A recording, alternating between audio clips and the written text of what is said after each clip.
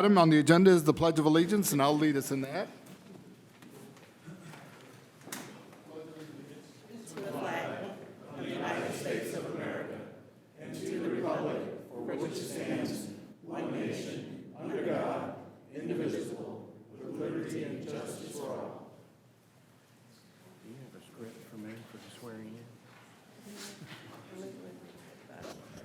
Thank you. And if you haven't noticed, Chair Davis is not present today, so in his absence, you'll have to bear with me.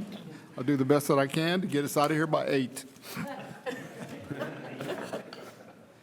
Next item is citizen comments. Christine, we have any? We have no comments, so we'll close that public hearing.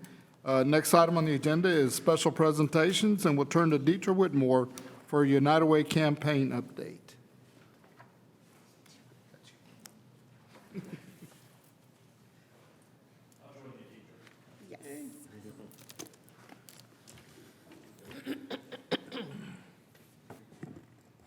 Is this on? Hello. Yes. Hello. Hi. I'm Deidre Whitmore, VP of Community Engagement, Diversity, Equity, and Inclusion Officer, and I also have with me our President, Rich Andreski. This year, we had a tremendous United Way campaign. So proud of our employees, and I will turn it over to Rich so he can do the honors.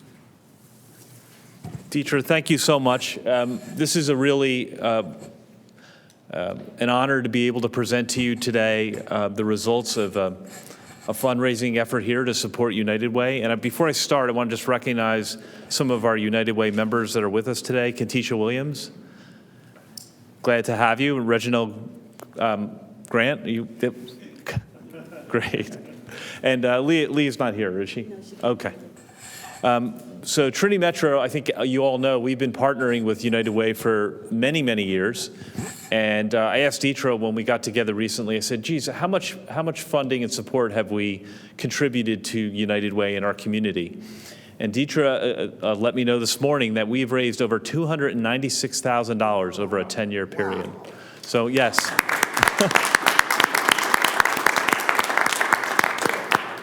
And that amount does not include the funds that we've raised this year for United Way.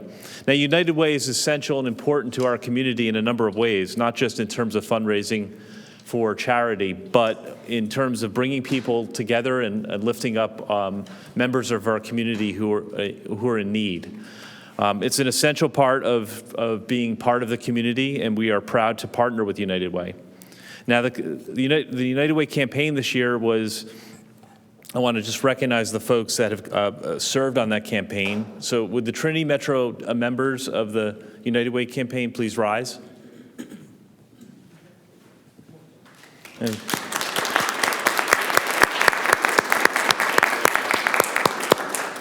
And I'd also like to recognize Deidre Whitmore for serving as chair of the campaign this year. And we also have members of the United Way of Tarrant County team with us today as well. Anyone else other than Reginald? No, got it. Okay. Now, this year we've canvassed the whole agency. We went out and we didn't just send an email, but we went out and spoke to members of our team out at all the facilities at all times of day and shifts to help raise funding. And I'm really proud to say that we've raised a total of $16,380.50. And Deidre?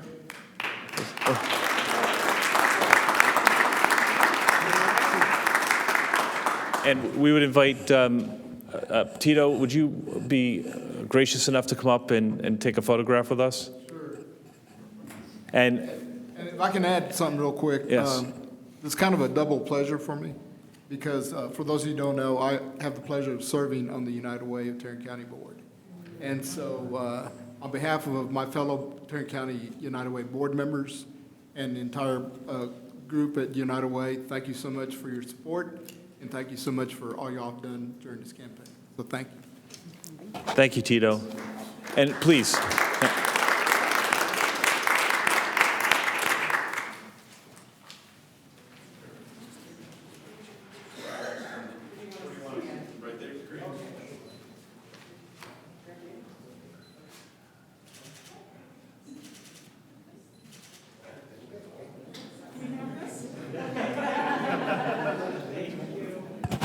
Yeah, good luck cashing that.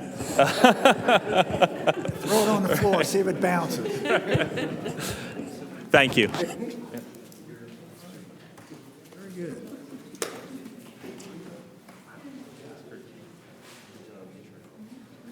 Again, thank y'all. Next item on the agenda is we have election of officers.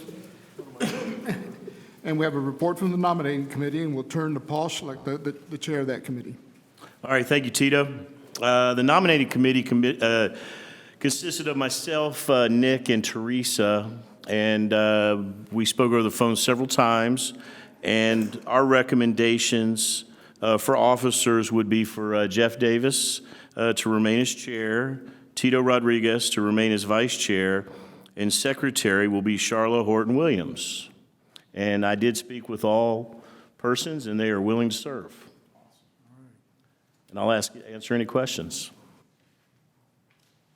Okay? And then we'll, Chairman, if there are no nominations, I move that we accept the slate by acclamation. That means everybody. okay, all those in favor signify by saying yes. Yes.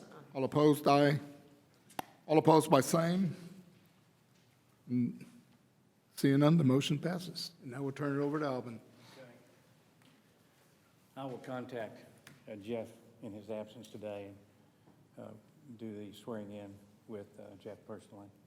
Charlotte's Charlotte's not here in as well. California. Okay. Charlotte's in California. Her daughter's playing basketball. Maybe I should reevaluate my recommendations. Yeah, that's right. Please rise. All right, we have another, is that all? Just Tito. Tito. Tito, I'm here. yeah, please rise, Tito.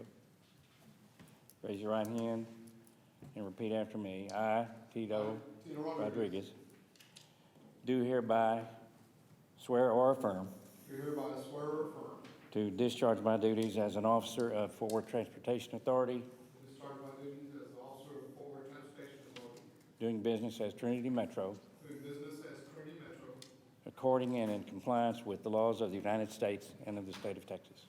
according and in compliance with the laws of the United States and the state of Texas. So help me God. So help me God. Thank you. Congratulations.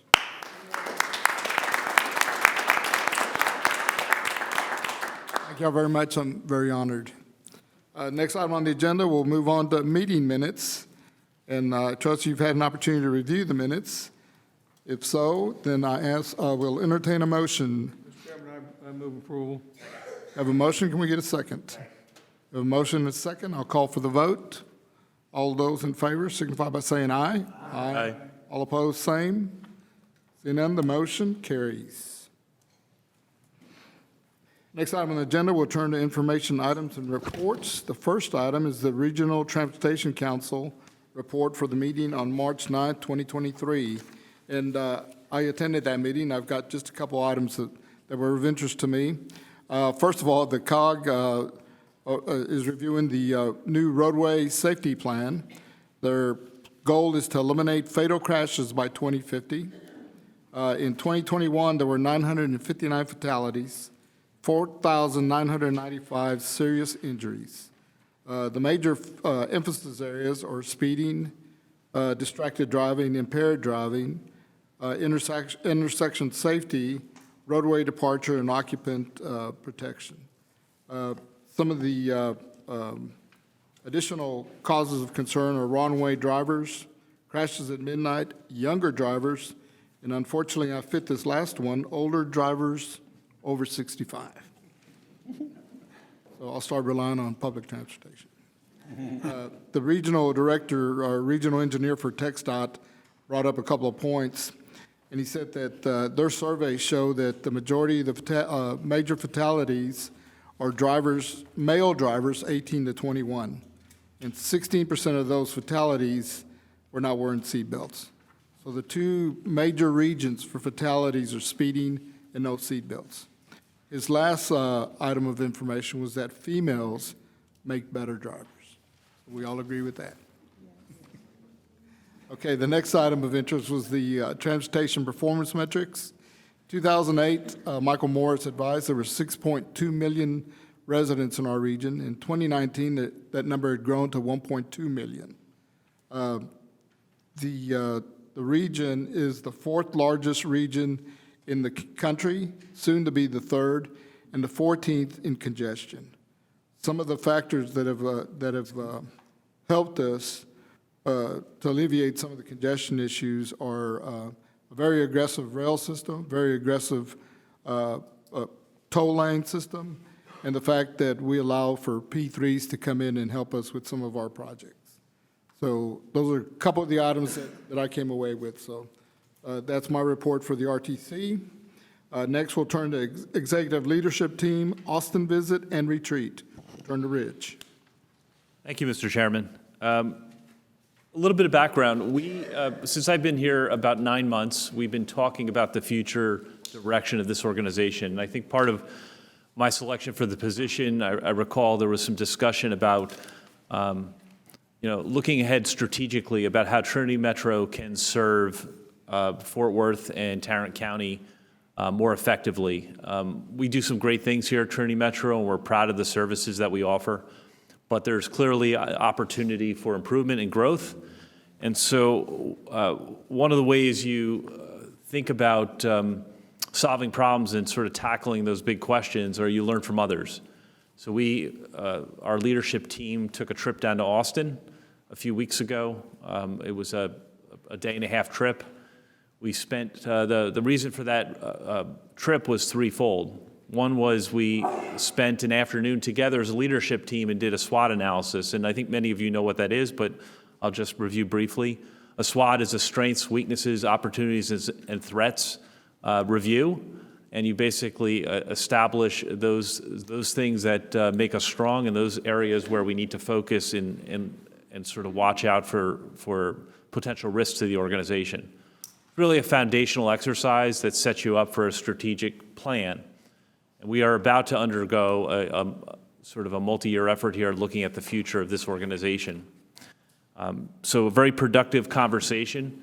One of the things that was clear from that discussion was we have a number of areas where we do quite well. We're very proud of the experience and the capabilities of our team here at Trinity Metro. We have some of the best team members, bar none, in the country. I've worked a number of places, as have other executive leaders here at Trinity Metro, and it's pretty evident that we have some high-quality, capable, caring people here on our team. Some of the risks that we're going to be facing in the future are a growing region. We have a region that is growing among the fastest in the country. The land use pattern here is challenging to serve with transit. And technology is changing quickly in our industry. So how do we face those different opportunities or threats, depending on how you want to characterize them? That'll be part of an ongoing conversation in the coming year. We then headed over to Capital Metro to sit down with the leadership team at Capital Metro. They recently, about a year and a half ago, went to their voters and presented an opportunity for growth of public transportation. And that ballot measure passed with overwhelming support. It includes a whole set of investments around all different types of modes of transportation. And what they advocated and what they found was that the residents wanted to solve congestion. Congestion was an overwhelmingly what they call soul-crushing problem for their community. And so it really was, and they moved ahead during the pandemic in recognition that the temporary setbacks we've seen in terms of ridership are temporary, and that for a city to thrive and a city to be successful, you not only have to solve congestion, but you have to offer alternative modes of transportation to attract the types of people that cities need to thrive. Right? Cities need creative, dynamic, they're creative, dynamic spaces, and public transportation is one way to bring that energy to a city. And after that, we headed over to the Capitol and spent some time at the Capitol meeting our legislators, talking about, and that was Kelly Shields, Steve Montgomery, Chad Edwards, and I. We talked about some of the things that we were doing here at Trinity Metro. And in one case, we advocated for streamlining some of our procurement rules that create an administrative burden on our team.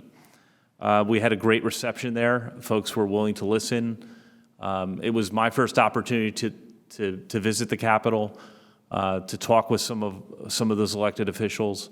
And really the key message is not only that there's some things that we can improve on, but to let them know that we're here to help. And that's the message that I've been carrying for the first 9 months on the job, is that we are here, yes, to provide public transportation, but we're here in the community to help the community realize its potential, both at an individual level and for companies to thrive here as well. So we're about solving problems for Fort Worth and Tarrant County.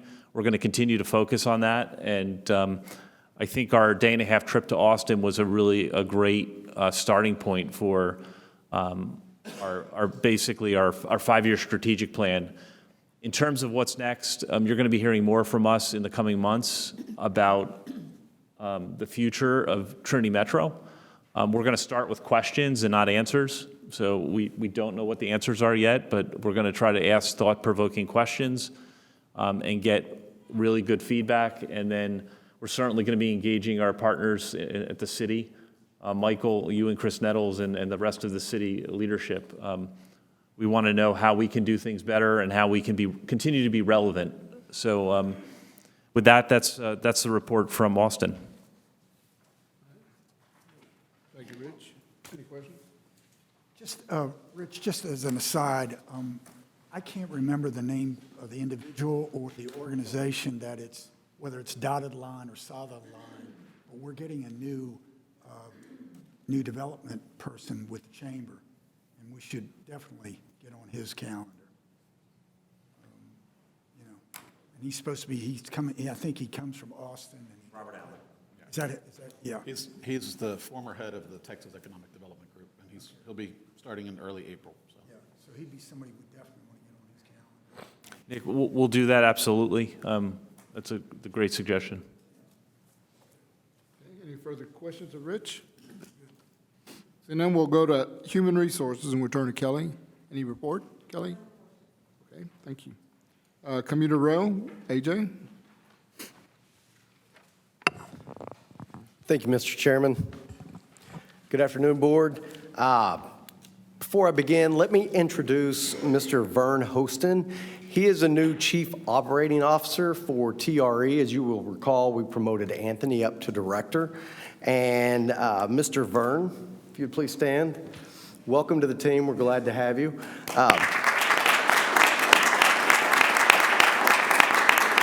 Thank you. Yeah, Vern comes to us from New York City. He was with Metro North. His wife and 4 children will be joining us here shortly. So we welcome you, and we look forward to the great things you're going to bring to this team. So first and foremost, ridership. Things are going great on TexRail and TRE. So I could tell you ridership, when we look at ridership, in particular TexRail, I'm not going to take all Chad's thunder here, but when we look back at February of last month, we had a 51% increase year over year on ridership.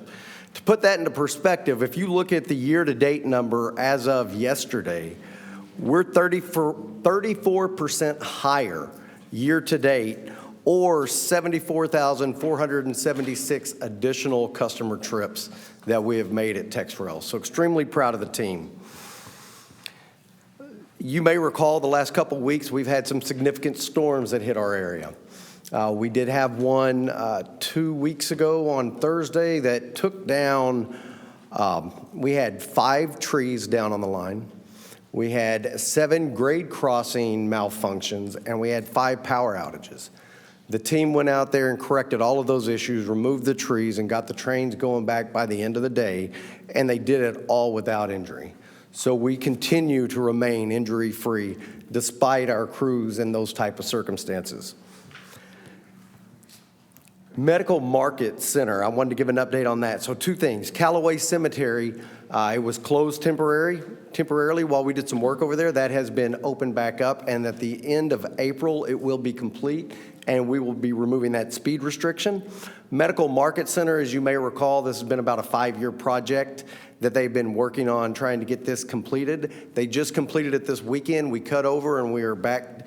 We're double tracked again from from just west of Medical Market all the way over to Eddie Bernice Johnson. So that's going to be a significant asset to the team moving forward.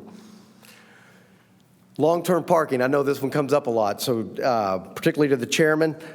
Tito, I will tell you, long-term parking, total days, we're well over 400 total days, year-to-date parking days that we've had. I can tell you Smithfield has had a total of 161 days, and this is calendar year to date. 161, the average stay is 4 days. Second is TMP, 156 total days with an average stay of 3 days. And the third is Iron Horse, 86 total days on an average of 3 per transaction. Any questions on that before I move on? Outstanding. So we had talked a little bit in the past about the negotiations that had been going on between BNSF and DART and TRE and ourselves. We went on a pause after negotiations ended, and I just wanted to update the board to let you know that beginning tomorrow, we're having a reinitiation of those discussions. And again, we're going to do what's best for the agencies and TRE, but also see what we can do for the community and helping our freight partners out, because we need to get that supply chain line moving as robustly as we can. Last two things I'm going to tell you. So next month, I'm hoping to come with an information item that is all about, we heard in the past that 92% of the people who would ride, either our customers or people who would ride transit, don't do so, or they're hesitant because of the fear of security and safety. So what we're looking at is I'm working with Kevin, coming up with a robust plan that I don't necessarily want to get into details now, but I think if we are able to move forward with this, you will see assigned officers on both TexRail and TRE that's their job every day out there. They're going to get to know the customers, they're going to make them feel safe, and create that total customer experience revolved around safety. And the last thing is just letting you know, our focus this year on the commuter rail side is we've already talked about, improving ridership, but that's just a little bit. We talked about making it easier for the passengers to ride by having our tracks designated, whether it's east or west, right? Now we're going to move forward. We're talking heavily about signage. Signage is an important thing that we hear about all the time. How do we make it easier for people to know exactly where they're going so they feel comfortable? And then Rich talked about it, technology. How can we make it easier from a fare standpoint for our customers? So these are all things that not only are we working towards, but really aspiring to get these taken care of within this year. So that's all I have, unless there are any questions for me. Mr. Chairman, if I may, 2 things quickly. One, I was at a meeting with Councilwoman Gina Bivens, and she had some very nice things to say about your work and the new stop in Richland Hills, or south of Richland Hills. And that she's excited about that for her district, et cetera. I wanted you to know that. The second thing was, question came up about us closing down TexRail for one whole day for maintenance, and frankly, I didn't know the answer, because I remember when we put it into motion, we put additional cars that were available and so on and so forth in reserve, and it looked like we would never be down. We'd just be moving all the time because we'd have backup cars. Can you tell me just a little bit about why we shut down for a day? Yeah, so thank you very much. I have that on my list. I skipped right over it. So it's not maintenance from a vehicle perspective. It's track maintenance. We're doing right-of-way maintenance. We're doing surfacing of the rail, and we're doing vegetation management. So it's a complete corridor shutdown. By contract, we're supposed to give them 2 weekends per year, and what we've been able to do is reduce it down to 1 day per year instead of a whole weekend. So what they're going to do is do all the maintenance that we need done, so that way we're not having to do bus bridges throughout the entire year. Thank you. AJ, real quick, was there any further update on the trespasser pedestrian death fatality we had over in East Fort Worth last week? Is there, I mean, just someone wandered into the track, or is there any way that, We can, it's not something I'd want to discuss in an open forum, but it was an individual, and they were in an area where they shouldn't have been. okay, understood, thank you. And AJ, I have a quick question about parking. I'm asked this pretty frequently about the safety of parking. And of course, I tell them that we contract with Allied, and so their vehicles are through our parking lot. And NRH, at both of our stations, the PD, our police department, the officers that are on duty take trips through the parking lot pretty often. But have we had any incidents or? I have not been informed of any incidents, have not received anything on those. I know in the past, over on the TRE side, we'd have had issues on a rare occasion, but nothing at our side, particularly with the we had some issues years ago, but nothing lately. And nothing with the long-term parking. And residents of my community are excited about the long-term parking.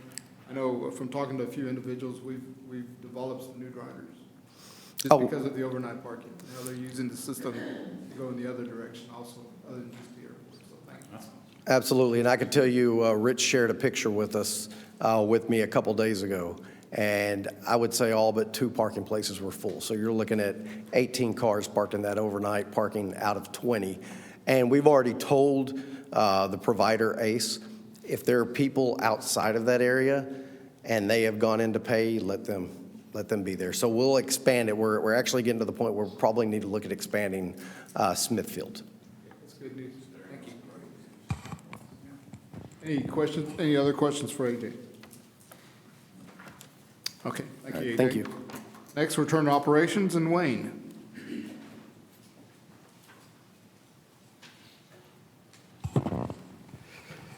Good afternoon. Thank you, Mr. Chairman, and good afternoon, Board, and happy birthday, Ben. All right. So before I start my quick KPI review with you, I do want to give you some information that what you'll see in the next coming months, several months, but some next month and some the following month. Number one, you'll be seeing this seat replacement project vendor recommendation. We plan to have that done at the end of December. We'll also have the general contractor that will be doing work at HRP to upgrade the facilities. You remember some time ago you heard we had a grant. Well, we finally got to a point where we were going to be able to select a general contractor. That'll be coming up next. The high-intensity bus vendor recommendation will be coming next month, or should come next month, as well as the local bus vendor recommendation. And when I say local bus, I'm talking the local 40-foot transit-style bus. We also requested pricing on 30-foot and 35-foot as well in that bid. Also included in 2 months from now is the cutaway buses for access, but not only for use and access, we're going to look at some of the smaller type vehicles that are out there that we could use on our regular fixed route fleet as right sizing. So not every route might need a 40-foot bus or even a 30-foot bus. So we're going to look at the cutaways as well. Also later in spring, you'll see battery electric bus bid and its recommendation. And last but not least, and certainly not least, is the bus stop shelter and amenity recommendation. We should have that RFP out very shortly. We plan to be here in June and provide the recommendation for that. We've identified today, we had a great meeting with regards to the bus and bus shelters, where we talked about what 117 pads can be addressed via the city. Thank you for the city of Fort Worth. So we're going to provide that list so they can start working on that as we're getting the shelters being built. And so we're all excited about that. So that's the information and what you'll be seeing in the coming next 2 months. And now I'll go on to the review of KPIs. I'll be very brief. You can always go online and look at the KPIs. But for the month, collisions, and that's all collisions, major and minor. Fixed route met the goal at a 0.90. Their goal was 1.4. Lower is better. Access contract services had a 0 AFR. Their goal was 1. Our in-house access had a 3.5 on a goal of 1. Now that was 3 collisions. They just don't run a lot of miles, so 1 collision will make them miss their goal. They were minor. They were fixed object type hits, strikes, so they were minor, no major damages and no injuries. All 3 lines of service had 0 AFR with regards to the major collisions. So excellent job by all of them. Both Access in-house and contract have had 0 AFR for the past 5 months, and Fixed Route has had 4 out of the last 5 months is 0 AFR. So all lines are doing well in the major collision category. On-time performance, Fixed Route is at 89.9%. Their goal is 91. And their miles between road calls is 11,604 versus 13,000. Access in-house, 94.3%. That met their goal of 91%. Their miles between road calls is 14,284 on a goal of 15,000. And then Access contract, 92.9%. Their goal is 91% as well. Their miles between road calls was 65,867 miles on a goal of 45,000 miles. So all of them are doing well. I'm very proud of the team, and that's it for the report. Any questions? Any questions for Wayne?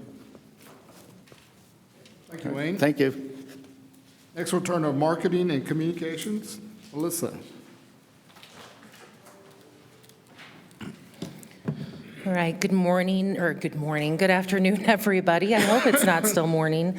I'm Melissa Chrisman, VP of Marketing and Communications. Before I provide a few highlights from our report, I wanted to take a minute to share some excellent news out of our marketing team that I have failed to mention so far to date. But we are very proud to have accepted a first place APTA Ad Wheel Award, so the American Public Transportation Association. And that's for our latest awareness and ridership building campaign. So that's that TM Loves campaign that we shared with this group last fall and are continuing to put out into the community right now. So if you're not familiar with this competition, it's a national, and they say national, but there were submissions from Canada this year, so North American is what I want to say, right? But it's peer judged, and so this is our advertising campaigns judged by other transit marketing professionals, not only at other transit agencies across the country, but transit vendors. So, I mean, it's really a top honor. We're very proud to receive these. And just a special note, this is the third first place ad wheel that this particular marketing group has received in the last 2 years. So just a really, really proud moment for us. This was all led by Glenn Miller, Director of Marketing, with support from our creative team, Nate Newby, who he was taking photos earlier, but it looks like he has left. And then Brandon Poe, our Digital Marketing Manager. So I'd love to be able to give them a round of applause to show how proud we are of them.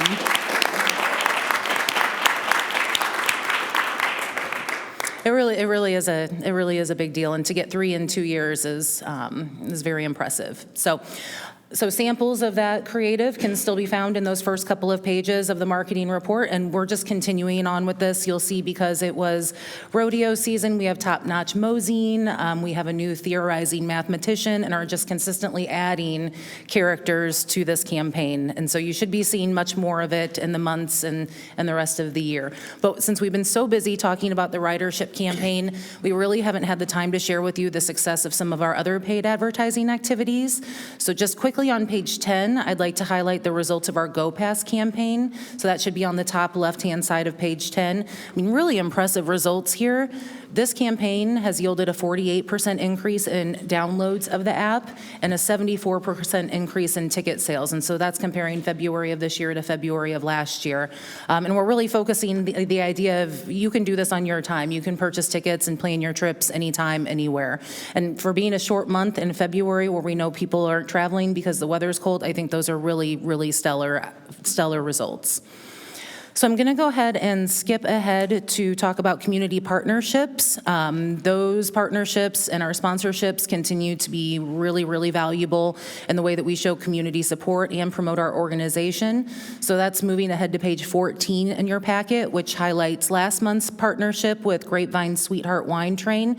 You heard AJ mention that we had a 51% increase on TexRail and compared to February of last year. And I think those activities that we consistently partner with Grapevine help to make that happen along with the great service that he and the team are providing.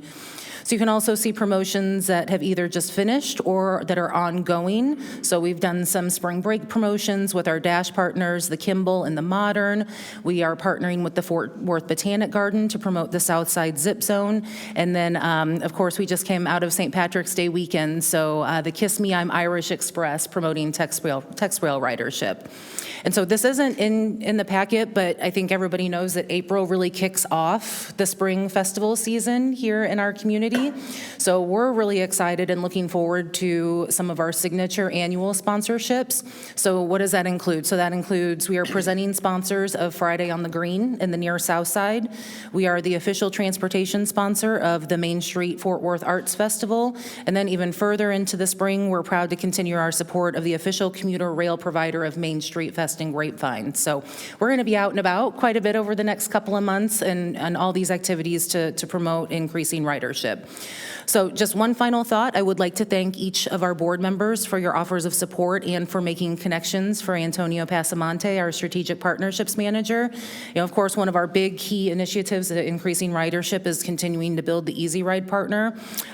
He added 4 new partners in February. Once again, short month, so that's really outstanding work. I think we're all really excited to have added Ironcrest Luxury Living to our program, which is a big residential community right next to Iron Horse Station. So lots of opportunities there. And that completes my report. I'll happily answer any questions. Any questions for Melissa? Mr. Chairman, I'd just like to say she's doing a great job. She and her staff are doing a great job on this, and the best I've ever seen in 5 years. And I think you're getting great results. Congratulations. Thank you, Charles, and congrats to the rest of the team, too. All right. Okay, thank you, Melissa. Next, we'll turn to community engagement. We'll turn to Deidre. Thank you, Mr. Chairman. Good afternoon, board members. You received my community engagement report in your packets, and it begins on page 16. I will not go over everything in the report, but we'll be able to answer any questions that you may have on any of the information that you see. There are a couple of items I do want to highlight. First, on page 19, we added 2 additional van pools to our program. So we are now at 186 van pools, which is great. The key thing to report is our retention rate for van pool is 94%. So that's really good. So our van pools are, when we do have any that leave, it's because people are retiring, not because they're not liking the program, which is good. We just presented our United Way Tarrant County donation check. Again, want to thank all of our employees for their warm hearts in donating to help United Way. Then and we're on page 21, and for the Opal event, just want to give you some highlights. We had 180 plus attendees at our first annual event hosted by the DE&I Council. So I want to thank the board members for your support, and then for our sponsors that really made that event happen for our employees. You all have a Juneteenth autograph book at your place for our board members who were not able to attend. On page 22, these are our upcoming events. Bill Day, this is coming up this Saturday. It's supposed to rain on Thursday and Friday, but Saturday, keep your fingers crossed. We'll be out there working with Trinity Habitat Build to help build a home for a deserving family. How many slots do you have remaining on that? I think the last email said you're down to 10. Are we? Yes. How are we looking? 4 spots left. 4 spots left, so only half of these people have to sign up? Is that what I hear? Right, and you don't Okay. have to stay the whole time. We have shifts where you can choose how long you want to stay, but I know once you start, you're going to stay the whole time. So We just, don't have a crew or two that's free on? You know, I'll have to look into that. I've seen AJ's work. He can build better than anybody in this room, so we need AJ out there with me, and then we can make anything happen. so, but if it does rain, we'll hear information from Trinity Habitat Build on another day, a postponement day. Then, April 7th, we are hosting Hospitality Day on Transit. We've invited our friends from the downtown hotels, also the Stockyards hotels, and there are a couple of hotels near Dickies Arena.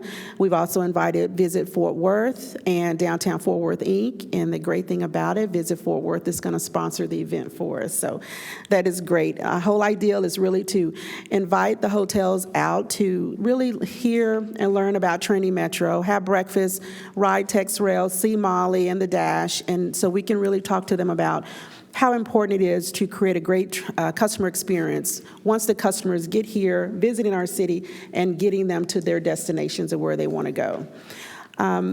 Remember, all of these events that we plan, you are all welcome to attend if your calendars allow. And Mr. Chairman, that is my report. Any questions or comments of for Deidre?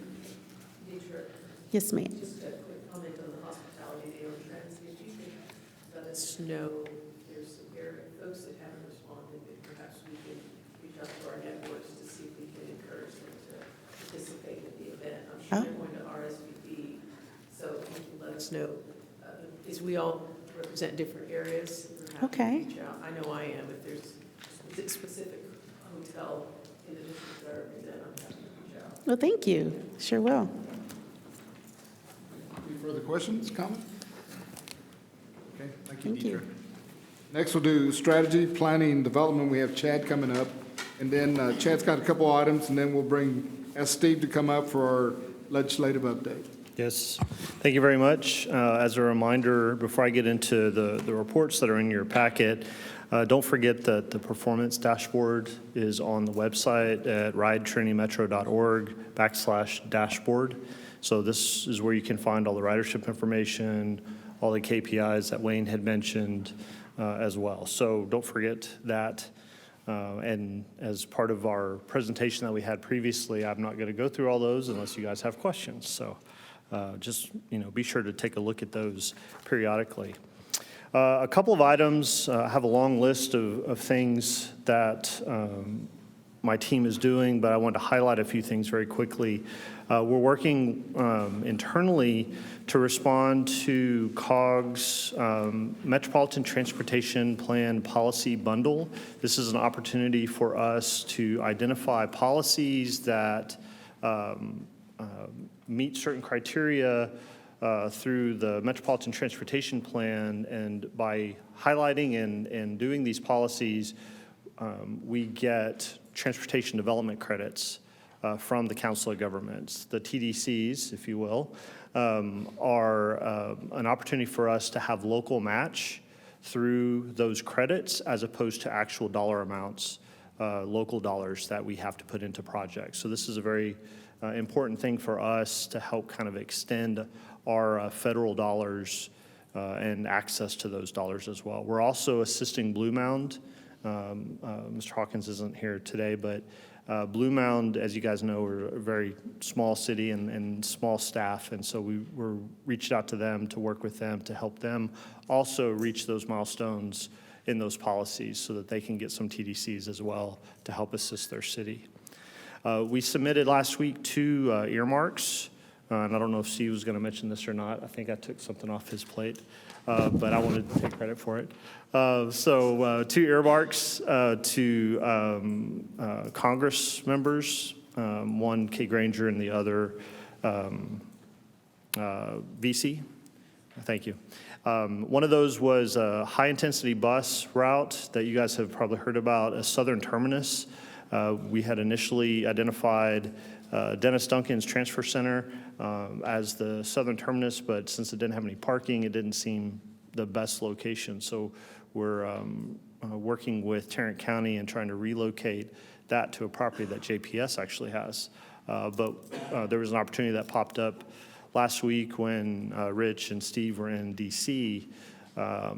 Earmarks had come back around again, and we submitted a project for property in southeast Tarrant County, southeast Fort Worth. The other is the expansion of the Mahaffey Maintenance Facility for TexRail.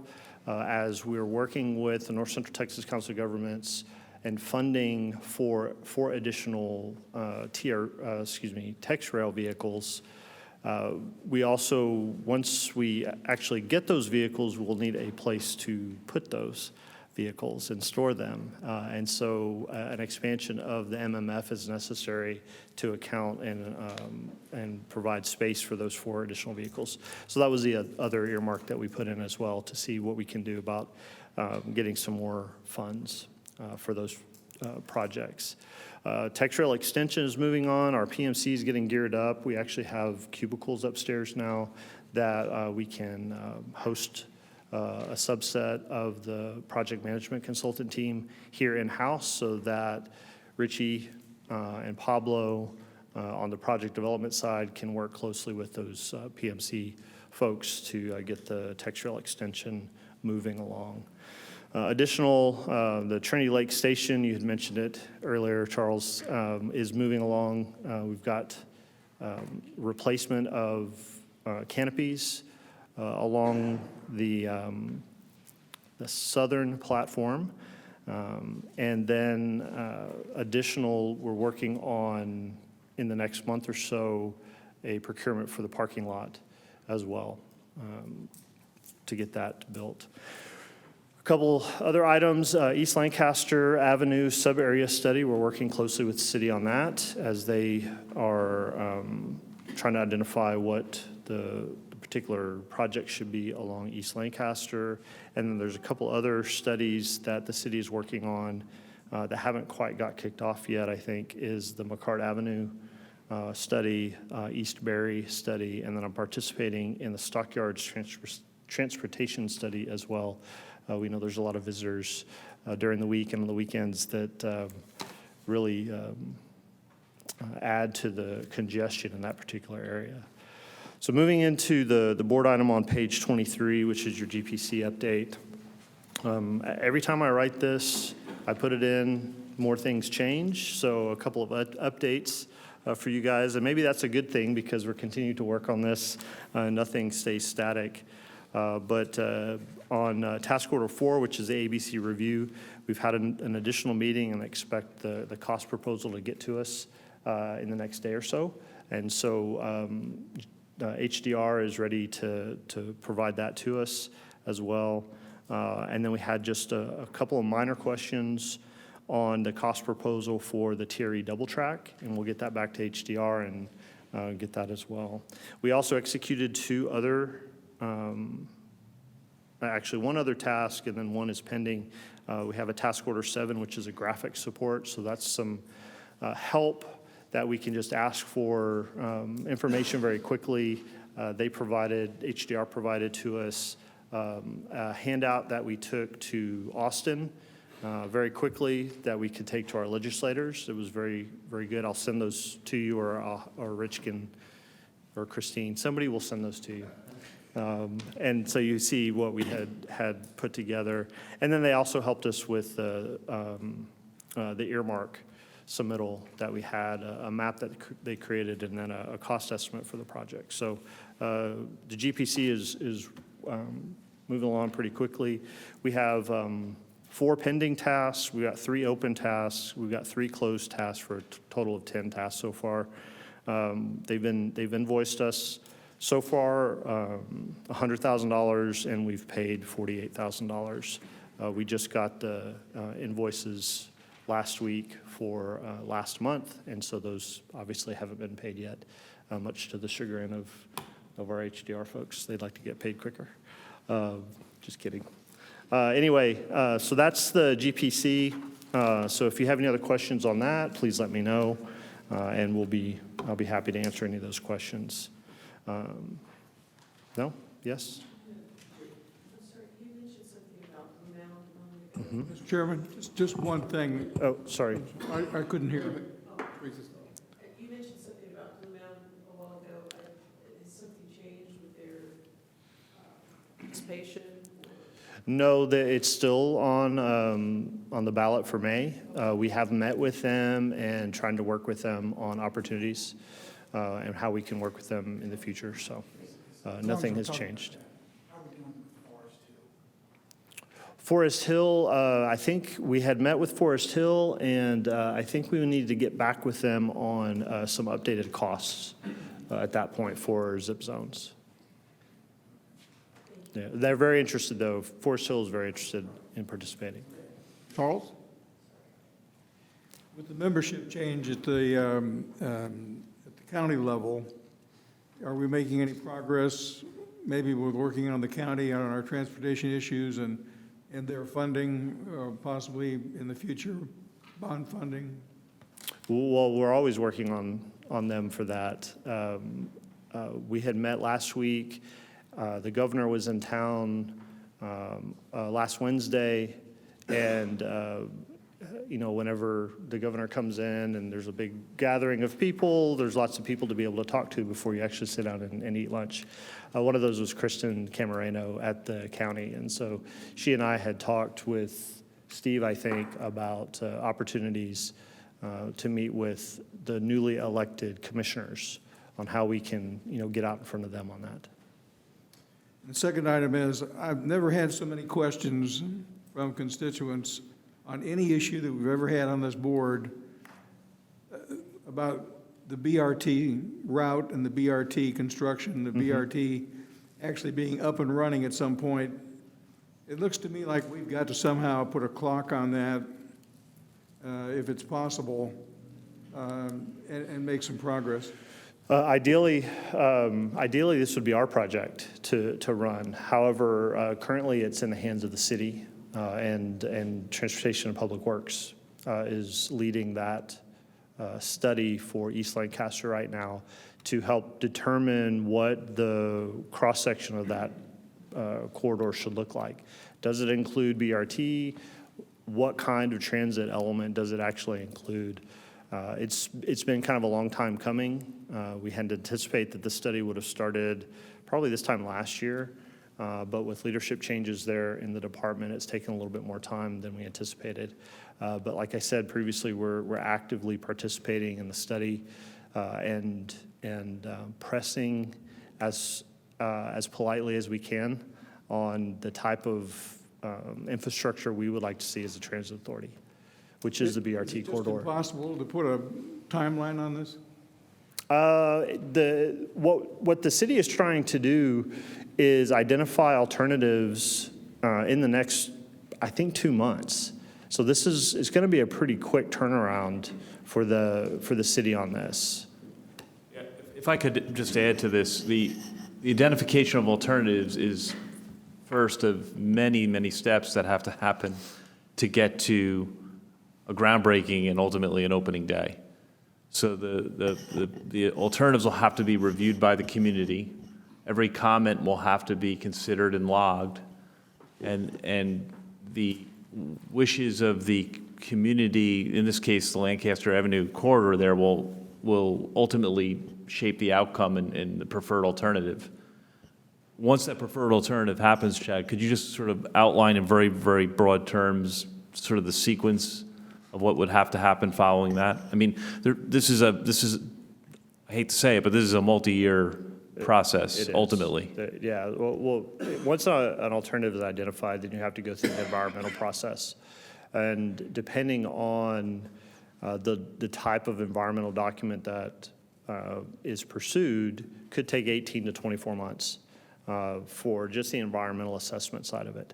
Once that is done, ideally, you would also have been doing early design, and so a 30% design of whatever roadway transit combination for that corridor.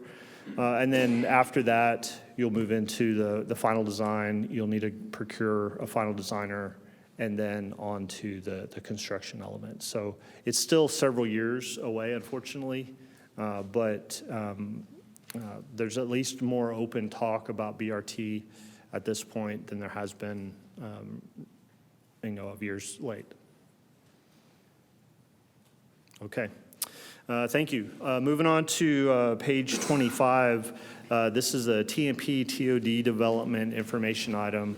I came to you in January to just give you a heads up that, we had been talking to, we had selected a developer, Seiko Ventures, for the TMP development at Vickery, between, Vickery and the TMP station over at the TMP station. And what we had done, I said I'd come back here in March to kind of update you. We do have a draft ground lease agreement that's been prepared by SACO. I've shared it with our attorneys to look over that, and so that's now in process. So as I mentioned in here, I'll come back to you again in May, give it another month and a half there, and update the board on where we are with that. Real quick, let me just chime in on that. Yes. The city has put together a consortium of all the projects happening in that 6-block radius just across Lancaster that are meeting pretty regularly, because there's something like $2 billion in construction happening in 6 blocks over the next 5 years. When we get closer to May, if there is a point of contact there that we should at least engage with the conversations, I think that would be beneficial to them, because they're making big decisions about replacing some of the 1908 utilities along Calhoun Street and things like that. And everything they're doing could benefit our project slightly in some way, shape, or form. All right, that's good to know. Thank you. All right, if there's no other Any questions? Further questions of Chad or comments on any of the 2 items he covered? Okay, seeing none, thank you, Chad. Thank And you. now we'll call on Steve for our legislative update. Good afternoon. Thank you for the opportunity to give you a quick update on the legislative activities in Austin. We're 70 days in, which means there's 70 days left. We're halfway through. March 10th deadline was the filing deadline for new legislation. And I have to report to you that as of March 10th, 8,167 bills and resolutions were filed, which is a record in the 175-year history of the Texas Constitution. That was 5,500 in the House and about 2,700 in the Senate. Fortunately for those of us in this room and most of our fellow citizens across the state, most of these will not become law, but a significant number will. Happy to report that one of these 8,167 bills is one of ours, is ones that, at our request, Rich mentioned this earlier, House Bill 5184 by Representative Ramon Romero increases the threshold on RFP procurements. Like Rich said, it streamlines and reduces administrative cost, speeds time to delivery for time-critical acquisitions, and one of the great things about it is it expands opportunities for small vendors to compete for opportunities with Trinity Metro, which helps build local capacity. It better aligns us with Federal Transit Administration and Federal Railroad Administration in terms of their rules for procurement. It does only impact DART and Trinity Metro. So the bill's filed, now the work begins. We'll be pressing forward the bill, getting heard in a committee. Senator Phil King, one of our local senators, has agreed to sponsor the bill once it comes over from the House to the Senate, so we're looking forward to that. Overall, now that the filing deadline has passed, activity in the legislature is picking up precipitously. Committees are in full hearing mode, bills are moving out of committee and onto the floor. The game is truly upon us. Currently, we're tracking about 67 or 8 pieces of legislation that directly or indirectly impact Trinity Metro, mostly indirectly, fortunately, or public transit. I do have a list that I can email if anyone's interested in seeing my tracking list, at least 1, 2, 3. We'll send it to everybody. And truly, if you have questions, reach out to me. We can walk through them. I did want to highlight those city officials on the board are probably already aware of this. One bill, it speaks to a legislative agenda item that we have that this board approved last fall, and it's House Bill 2127, the preemption bill. And you may have heard about it from some of your city activities. This bill significantly reduces or limits local decision-making authority of local governments in a number of areas, sections of the code. Agriculture code, finance code, labor code, natural resources code. Why does that matter? It can impact your ability to deal with crime prevention and public safety, respond to drought conditions, overgrown lots, AJ may like this, but others not, raising animals within city limits. Defending against predatory lending businesses, pawn shops, et cetera, employment discrimination. What it does not currently include is a transportation code. So that's good for us, but it does speak to the overall really limitations they want to set on local decision-making. So we have not taken a position on it. Cities are fighting tooth and nail on it, so we'll watch that pretty closely. It also, one really problematic piece of it is it does add some litigation exposure for cities, which could be very expensive for local taxpayers. Other bills we're watching, again, a lot of these are spoken to in our legislative agenda that this board approved relating to electric vehicle registration fees. Ben, am I keeping you up? I know it's your birthday, but come on. Commercial driver's license requirements and use of public funds to advocate in Austin. There are several property tax relief bills we've mentioned here before, moving from each end of the building. They're different, so we'll see what happens when they collide in the middle. School voucher bills are being heard in committee this week. State budget deliberations are well ahead of schedule and for what they should be at this point in the session. So over the next 70 days, we'll continue to watch closely and monitor all these bills. And I said that they don't directly impact us, but a simple amendment could make them impact us. So we have to watch each one of these very closely, especially when they hit the floor, because that's when the amendments can suddenly appear, and you're like, what does that one do?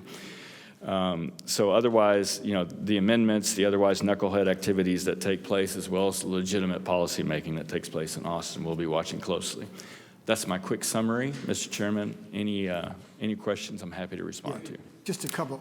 Steve, so we've got $60 billion surplus, is that about right? Give or take, yes. So now that the No. lines Sorry, That's a simple answer. I can apologize. answer a yes, I'm no kidding. question. So nothing coming to public transit? Not to the Metropolitan Transit Authority. Some of the rurals, within the TxDOT budget is where some of the smaller agencies get funding from the state, and they've increased that $7.5 million or so over prior years, but nothing to the MTAs. Is there any chance of an amendment? I happen to have one. I'd love to say yes, but realistically, I don't think so. All right. Any other questions or comments for Steve? Thank you, Steve. and Thank you, sir. Appreciate all you do for us in Austin. Appreciate You've you. never seen Steve in action. You need to follow him, if you can, around the halls of the Capitol. Rich and Kelly and Chad kept up with me a couple weeks ago. Do they wear their sneakers? Yeah, they were running. Thank you, Steve. Next, we'll go on to finance, and we'll turn to Fred.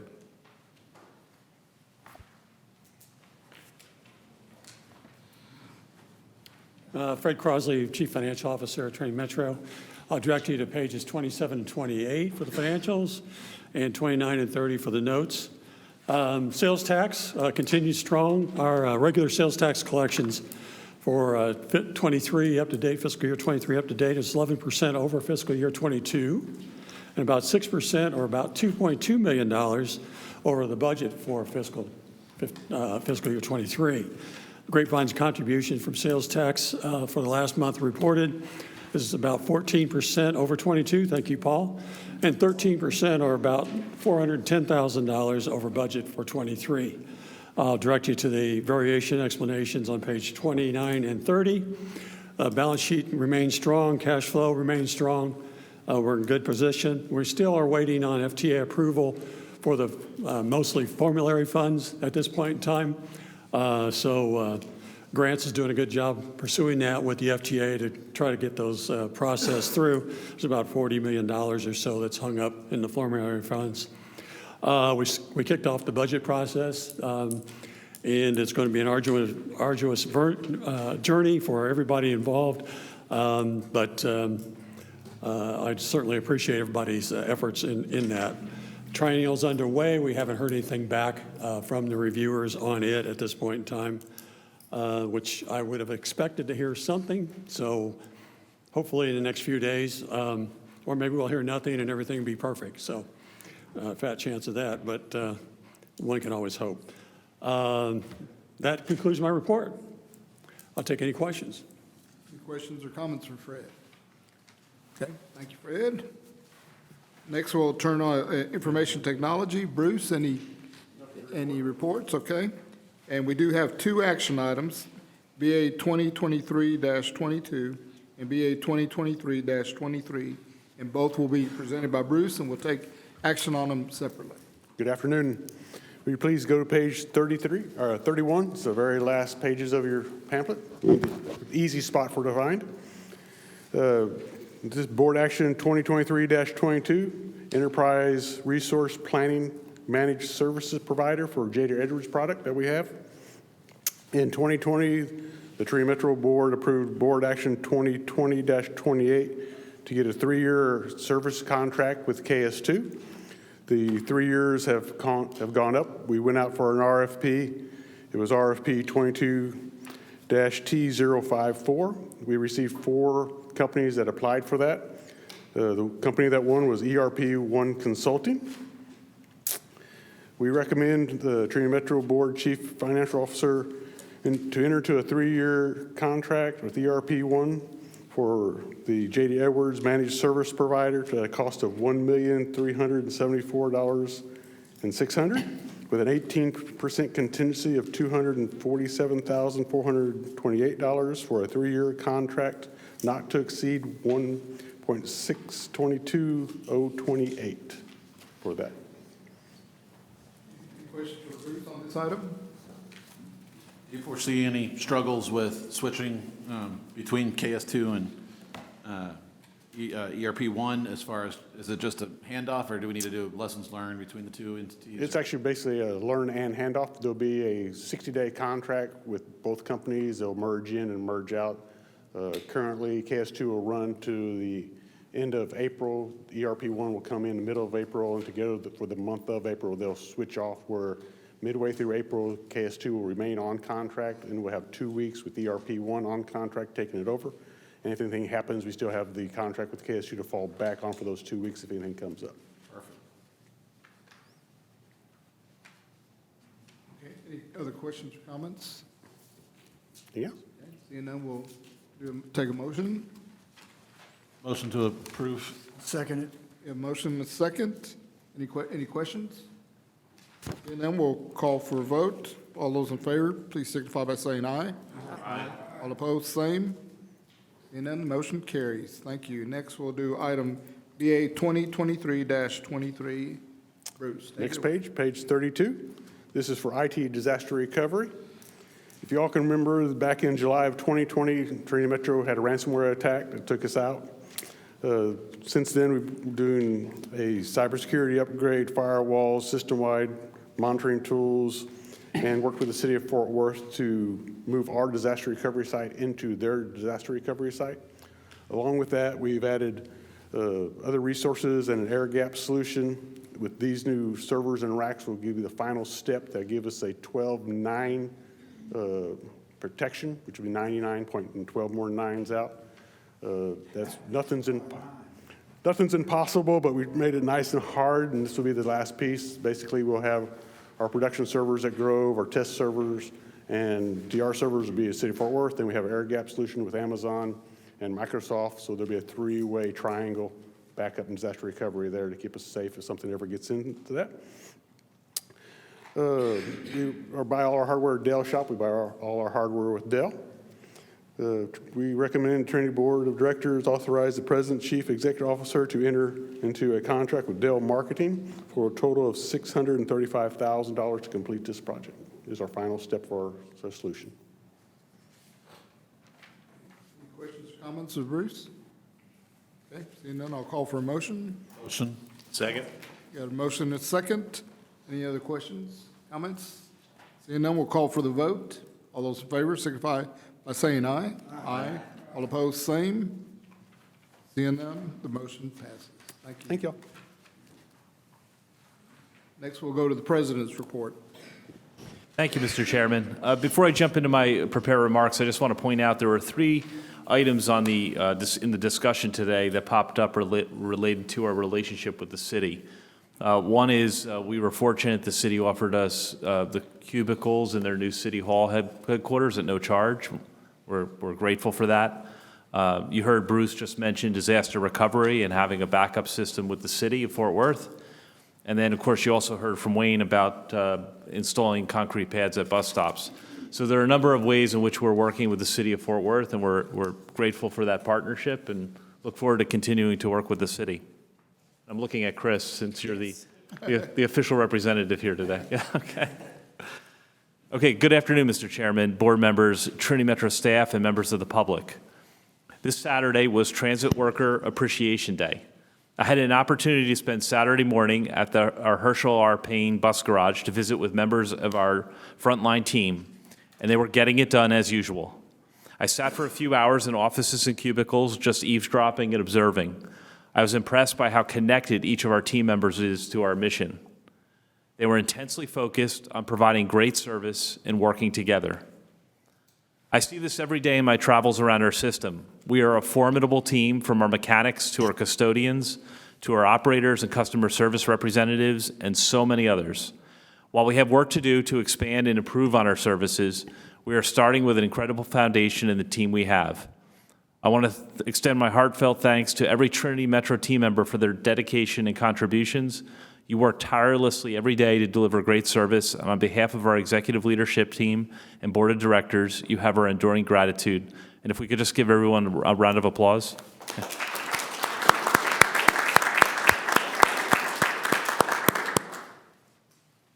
Also this month, I had an opportunity to travel to our nation's capital twice to make the case for continued federal investment in public transportation. In my first 2 days on Capitol Hill, I joined other commuter rail CEOs to meet members of Congress and their staff.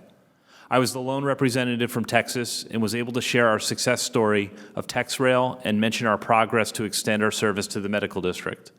We met with Representative Sam Graves of Missouri, Representative Tom Cole of Oklahoma, and Representative Troy Nels of the Houston area, among others. All hold key roles on committees affecting rail transportation, and I invited them to visit us in North Texas anytime. Steve Montgomery and I returned to D.C. last week for the APTA Legislative and High-Speed Rail Conferences. There we heard from USDOT leaders, Hill staffers, and others on the negotiations taking place over the federal fiscal year 2024 budget and national debt ceiling. One message was delivered loud and clear by Mitch Landrieu, advisor to President Biden. He said, we, the transit industry, need to spend our federal funds more quickly and deliver great projects. There is a nearly universal view that the current funding levels are a once-in-a-lifetime opportunity to show what can be done with proper funding for public transportation. They will be looking at agencies who are getting it done and taking from those who can't deliver. There is no time to waste. Finally, I'd like to give a shout out to board member Ben Robertson. Today is Ben's birthday. So let's give Ben a round of applause. Ben, I'm going to spare you and others from having me sing to you. So Thank you. So we'll just leave it here and celebrate after the meeting. And with that, Mr. Chairman, this concludes my remarks. Okay, thank you. And, don't have a chair's report. Any other business? Next item is our next board meeting is on April the 17th, 2023 at 3 p.m. in the same location. And now we'll have, our board will go into executive session to discuss two items, Matt's presentation and BA 2023-21, 2023 Executive Incentive Program. The Board of Directors will convene an executive session under the Texas Open Meetings Act for the consultation with its attorney pursuant to Section 551.071, deliberations regarding real property pursuant to Section 551.02, deliberation regarding prospective gift pursuant to Section 551.073, deliberation regarding personnel matters pursuant to Section 551.074, deliberation regarding security devices pursuant to Section 551.7076, and/or deliberations regarding economic development negotiations pursuant to Section 551.087.